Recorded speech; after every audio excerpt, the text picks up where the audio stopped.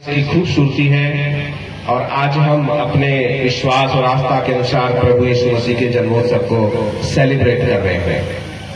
हमारा देश बहुत प्यारा देश है, पर इस देश में कुछ लोग ऐसे हैं जिनको सत्य समझना ही नहीं है और जो वो बोलते हैं, कहते हैं, बताते हैं, उसका और सत्य का दूर दूर तक भी कोई तालमेल नहीं होता है।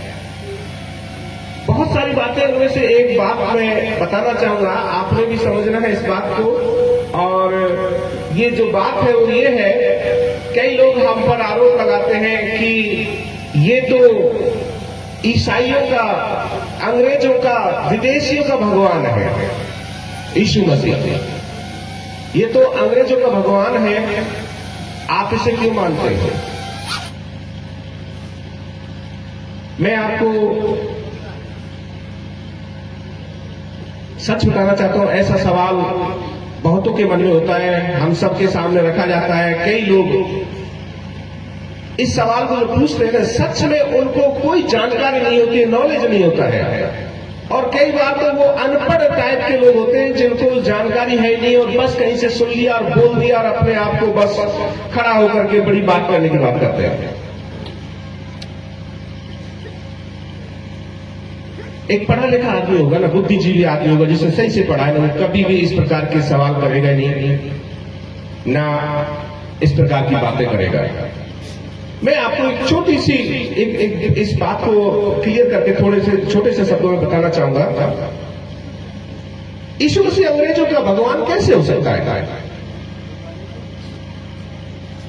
अंग्रेज इंग्लैंड में रहते हैं, अंग्रेज अमेरिका में रहते हैं। इंग्लैंड यूरोप महाद्वीप में आता है। पढ़े लिखे हैं, आप जानते होंगे, नहीं जानते तो आप समझ लीजिए।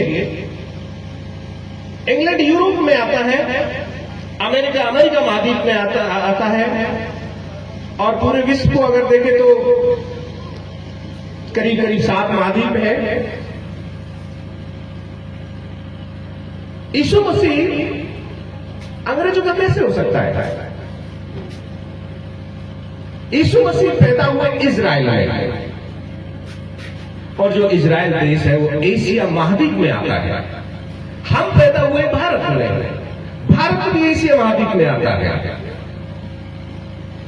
अगर सही से समझ के साथ इस बात को समझें तो हम इस तरह से कह सकते हैं, यीशु मसीह भारत में पैदा नहीं हुए, पर हमारे महाद्वीप में तो पैदा हुए हैं।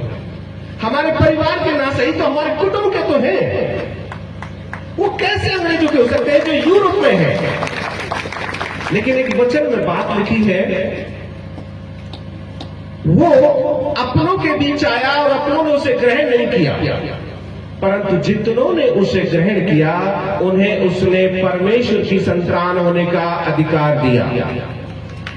ये जो इंग्लैंड में, यूरोप में, अमेरिका में जो लोग रहते हैं, बहुत समझदार बुद्धिजीवी लोग हैं, उनको अच्छी बात कहीं से भी नजर आए वो वहां से ले लेते हैं। इजराइल का यीशु मसीह उन्हें अच्छा लगा, उन्होंने बहुत पहले उस यीशु को ग्रहण कर लिया और उसकी आशीषों को पा लिया, इसलिए आज वो हमसे बहुत आगे हैं।